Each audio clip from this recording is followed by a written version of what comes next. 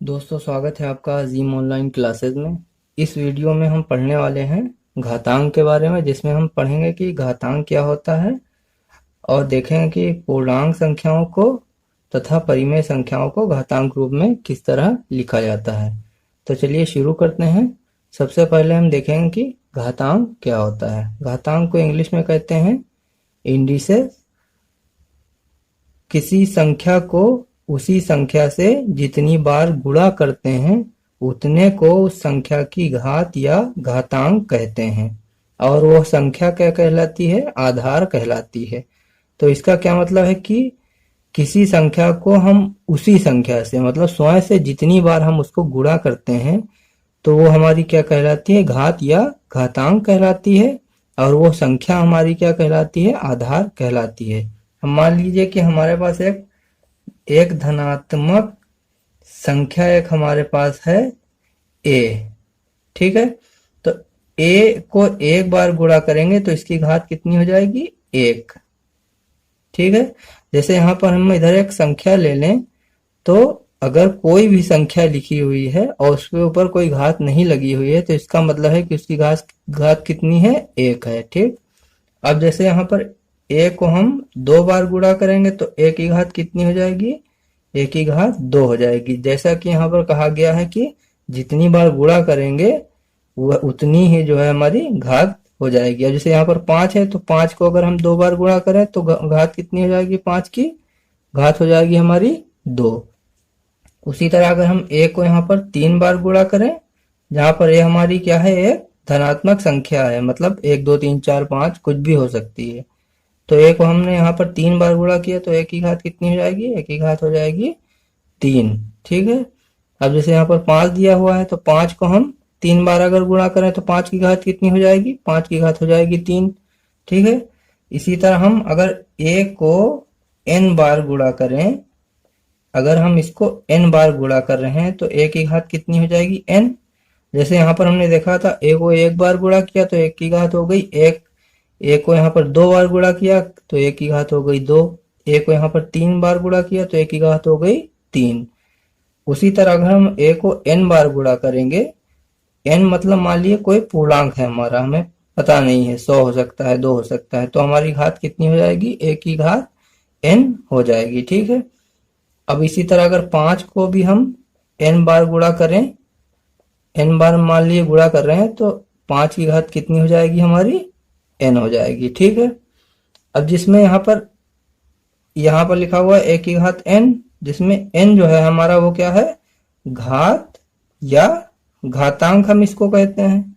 और a हमारा क्या कहलाता है? a हमारा कहलाता है आधार, ठीक है। उसी तरह यहाँ पर 5 हमारा क्या हो गया? ये हो गया आधार, और n हमारा क्या हो गया?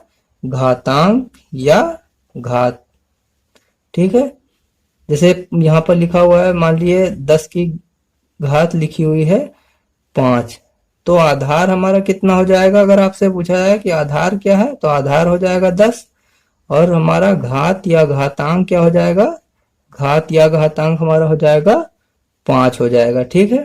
तो हमने देखा इसमें कि घातांक क्या होता है और घातांक किस तरह लिखते हैं, तथा आधार क्या होता है और घात या घातांक क्या होता है। चलिए अब आगे देखते हैं कि धनात्मक पूर्णांक संख्याओं को तथा परिमेय संख्याओं को घातांक के रूप में किस तरह लिखा जाता है। सबसे पहले हमारा धनात्मक पूर्णांक को घातांक रूप में किस तरह लिखा जाता है। तो अगर a एक धनात्मक संख्या है मान लीजिए कोई, तथा n एक धन पूर्णांक है, तो हम जो धनात्मक संख्या a है उसका हम धन पूर्णांक की घात को किस तरह लिखेंगे? a की पावर n इस तरह लिखा जाएगा। इसका क्या मतलब है? मान लिए एक यह पे मान लिया हमारे पास कोई संख्या है 6, ठीक है। अब n कोई धन पूर्णांक है हमारा 2, ठीक है। इसको हमें घात रूप में लिखना है तो किस तरह लिखेंगे? 6 की घात 2 या 6 की घातांक 2। तो इसका मान कितना हो जाएगा हमारा? ये हो जाएगा 36, ठीक है। अब इसे लिखा हुआ है 8 की घात 2, जहां पर 8 हमारी एक धनात्मक संख्या है और 2 हमारा क्या है? एक धन पूर्णांक है, तो इसका मान क्या हो जाएगा? ये हो जाएगा 64 हमारा। तो हमने देखा कि धनात्मक पूर्णांक को घातांक रूप में किस तरह लिखते हैं? इस तरह लिखा जाता है। जैसे ये है, यहाँ ये भी है हमारा धनात्मक पूर्णांक को घातांक रूप में, धनात्मक पूर्णांक इसमें क्या है, 2 है हमारा, ठीक। और यहाँ पर भी धनात्मक पूर्णांक 2 है, हमने देखा कि किस तरह उसको घात के रूप में लिखा जाता है। फिर है हमारा इसमें धनात्मक पूर्णांक के व्युत्क्रम को घातांक रूप में किस तरह लिखते हैं। तो माना अगर हमने a एक धनात्मक संख्या है और n एक धन पूर्णांक है और उसका व्युत्क्रम क्या है, 1/n है, तो हम उसको किस तरह लिखते हैं, a की घात 1/n या एक क्या ऐसे वर्गमूल लगाकर और n यहाँ पर लिखते हैं। इसका क्या मतलब है, इसको हम क्या पढ़ते हैं, a का पढ़ते हैं इसको nवा मूल इसको पढ़ा जाता है, ठीक है। तो इसका क्या मतलब है, मान लीजिए अगर कोई जैसे 4 है हमारा, और 4 का अगर 1/2 लगी हुई है घात, हमारा व्युत्क्रम 2 का व्युत्क्रम यहाँ पर लगा हुआ है, तो इसका क्या मतलब हुआ है, 4 का ये वर्गमूल है। 4 की घात 1/2 को हम क्या लिख सकते हैं, वर्गमूल में इस तरह लिख सकते हैं, तो इसका मान क्या हो जाएगा, 2 हो जाएगा, ठीक। अब इसी तरह मान लीजिए 27 लिखा हुआ है, 27 की घात हमारी लिखी हुई है 1/3, ये मतलब क्या है, 27 का ये घनमूल है, 27 का घनमूल बताना है इसमें, ठीक है। तो इसका मतलब हो गया यहाँ पर घनमूल इस तरह लिखते हैं, ठीक है। तो 27 का घनमूल हमारा कितना निकल के आएगा, 3 आ जाएगा, ठीक है। तो हमने देखा इसमें कि धनात्मक संख्या कोई भी हमारी है, a है, और हमें किसी धन पूर्णांक के व्युत्क्रम को, जैसे हमने यहाँ पर 2 के व्युत्क्रम को किस तरह घात में लिखा है और किस तरह हल किया है हमने देखा। और जैसे यहाँ पर 3 हमारा कोई धन पूर्णांक है, उसके व्युत्क्रम 1/3 को हमने 27 की घात या घातांक के रूप में लिखा है, और फिर हमने देखा किस तरह उसको हल किया जाता है। चलिए अब देखते हैं कि परिमेय संख्याओं को घातांक रूप में किस तरह लिखा जाता है। फिर है हमारा परिमेय संख्याओं को घातांक रूप में किस तरह लिखते हैं।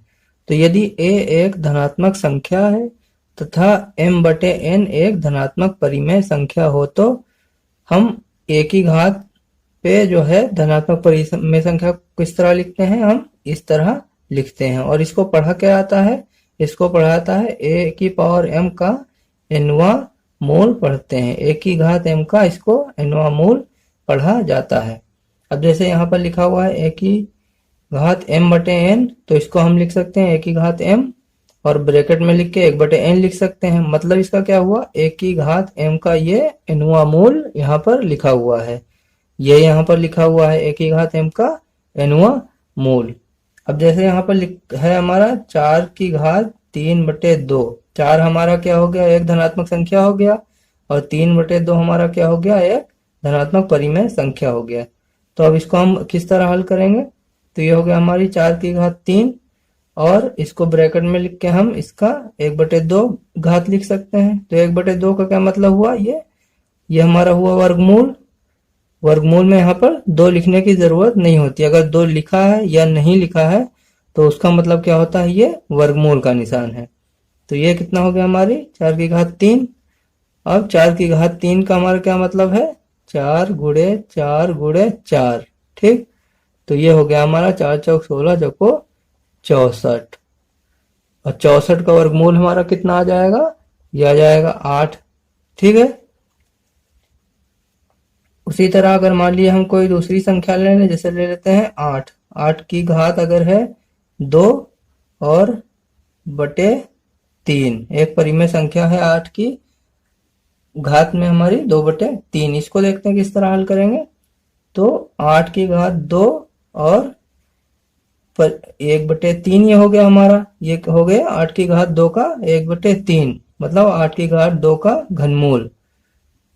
घनमूल का निशान इस तरह होता है, यहाँ पर 3 लिखेंगे तो ये घनमूल का निशान हो जाएगा हमारा। अब क्या करेंगे हम, 8 को हमें जो है 2 बार गुणा करना है, तो ये हो गया हमारा 8 8 64। तो घनमूल निकालने के लिए हम क्या करेंगे, जब 64 के हम गुणनखंड लिखेंगे तो क्या हो जाएंगे, 4 गुणे 4 गुणे 4, ये हमारा 3 का जोड़ा बन जाएगा, और 4 बाहर निकल आएगा, ठीक है। तो हमने देखा कि 4 की घात में भी हमने यहाँ पर परिमेय संख्या जो है लिखी हुई है 3/2, और 8 की घात में भी हमने यहाँ पर परिमेय संख्या 2/3 लिखी हुई है, और देखा है कि किस तरह इसको हल किया जाएगा। उम्मीद करते हैं दोस्तों आपको समझ में आया होगा कि घातांक क्या होता है और घातांक को किस तरह लिखते हैं, तथा धनात्मक पूर्णांक संख्याओं को घातांक रूप में किस तरह लिखा जाता है और उसके व्युत्क्रम को किस तरह घातांक रूप में लिखते हैं, तथा इसमें परिमेय संख्याओं को घातांक रूप में किस तरह लिखा जाता है और किस तरह उनको हल किया जाता है। दोस्तों इस वीडियो में बस इतना ही। अगर आपको हमारा वीडियो पसंद आया तो वीडियो को लाइक करें, शेयर करें और हमारे चैनल को सब्सक्राइब करके बेल आइकन को प्रेस करें ताकि हमारे नए वीडियोस के नोटिफिकेशंस आपको मिल सकें। वीडियो देखने के लिए धन्यवाद।